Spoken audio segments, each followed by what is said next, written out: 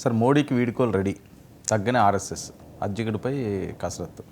ఇది నిజంగా దీని మీద రెండు రకాల స్టోరీస్ వస్తున్నాయి. ఆర్ఎస్ఎస్ వాళ్ళు మేము చెప్పేదే దానికే ఉన్నామని అంటున్నా, ఆర్ఎస్ఎస్ వ్యవహార సరళి తెలిసిన వాళ్ళు మాత్రం కొంచెం సందేహిస్తున్నారు. మోదీని ఏదో చేయగలిగినంత పరిస్థితి ఆర్ఎస్ఎస్కు లేదు. మోహన్ భగవత్ వాళ్ళ నాన్న కూడా నరేంద్ర మోదీకి తెలుసు. అప్పటి నుంచి చాలా ఆయన మీద కూడా ఈయన జ్ఞాపకాలు అవన్నీ కూడా రాశాడు. కానీ మేము చెప్పాలి, అది స్టాట్యూటరీ వార్నింగ్ అన్నట్టుగా 75 ఏళ్ళని మేము చెప్పాలి కాబట్టి చెప్పాము అని రికార్డు కోసం ఆయన చెప్పాడు తప్ప ఇంకా ఇంతకంటే ఏం లేదు. దీనివల్ల ఏదో జరిగిపోతుంది, ఇప్పుడేదో మోదీని వెంటనే మార్చేస్తారని చెప్పే అవకాశం కూడా లేదు. మోడీకి రీప్లేస్మెంట్ కూడా ఆర్ఎస్ఎస్ దగ్గర ఉందా?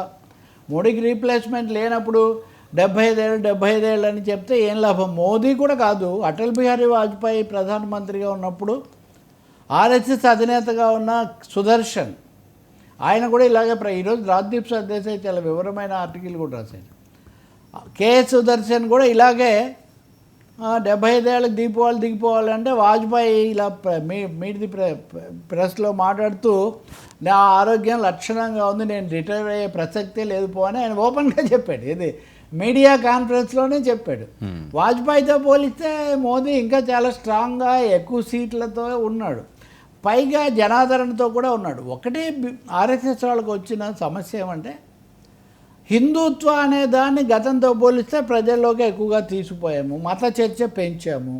దీన్ని సాలిడ్గా సంస్థాగతమైన పునాదిగా మార్చుకోకుండా ఒక వ్యక్తితో ముడిపెట్టేటైతే రేపు అది కొనసాగుతుందా లేదా, ఇది ఒక అంశం మటుకు వాళ్ళు ఆలోచిస్తున్నారు.